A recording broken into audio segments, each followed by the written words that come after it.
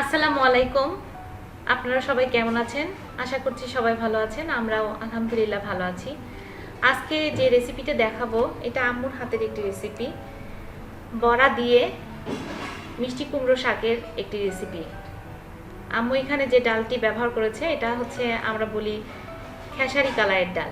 তো ডালগুলো আগে প্রথমে ভালো করে বেটে নিয়েছে। তার মধ্যে পরিমাণ মতো পেঁয়াজ কুচি, আদা রসুন বাটা পরিমাণ মতো, কাঁচামরিচ কুচি পরিমাণ মতো, হলুদ গুঁড়ো, লবণ সব পরিমাপ মতো দিয়ে এটি ভালোভাবে মাখাতে হবে।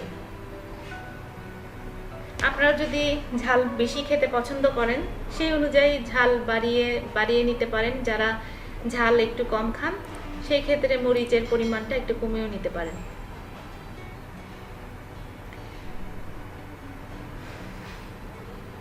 ডাল বাটাগুলো ভালোভাবে সব মশলা দিয়ে মিশিয়ে নিতে হবে। আর এখানে শাক আম্মু ভালো করে বেছে নিয়ে কেটে ধুয়ে রেখেছে।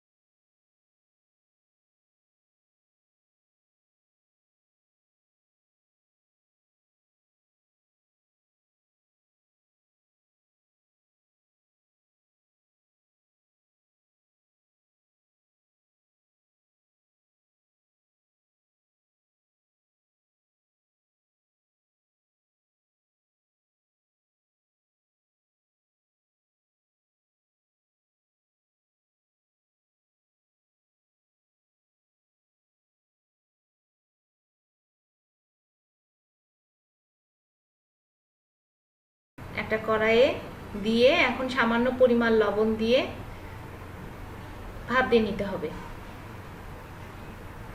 ঢাকনা দিয়ে ভাপ দিতে হবে। এখন ফ্রাই প্যান আরেক চুলায় বসিয়ে ফ্রাই প্যানটা যখন একটু গরম হয়ে যাবে তখন পরিমাণ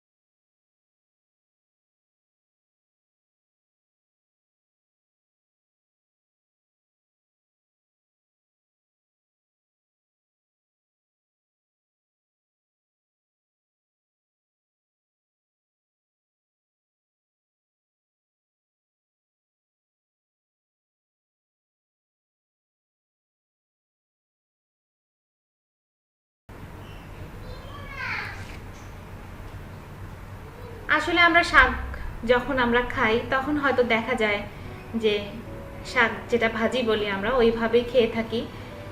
একটু ব্যতিক্রমধর্মী কিছু রান্না হলে খেতে মজাও লাগে আর মুখের স্বাদেরও একটু পরিবর্তন হয়।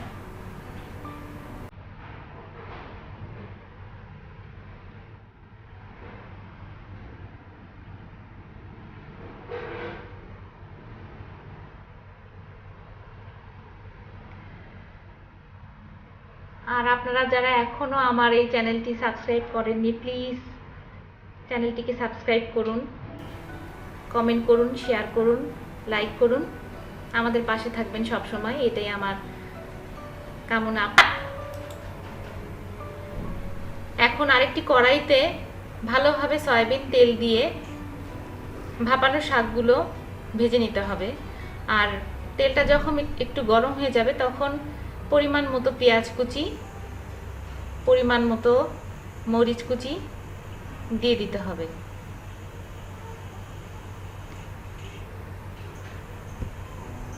দিয়ে ভালোভাবে ভেজে নিতে হবে। আর পেঁয়াজ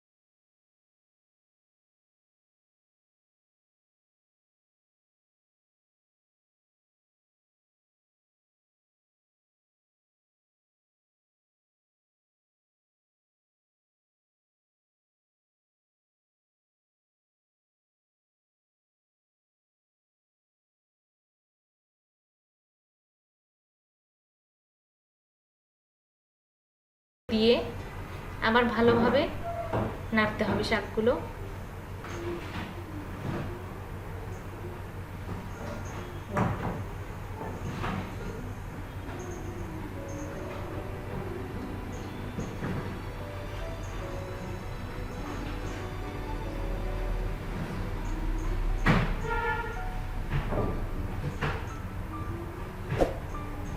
এখন শাকগুলো মোটামুটি ভালোভাবে যখন ভাজা হয়ে যাবে তখন ঢাকনাটা দিয়ে দিতে হবে। আর যে বড়াগুলো ভেজে রেখেছিলাম সেগুলো দিয়ে দিতে হবে।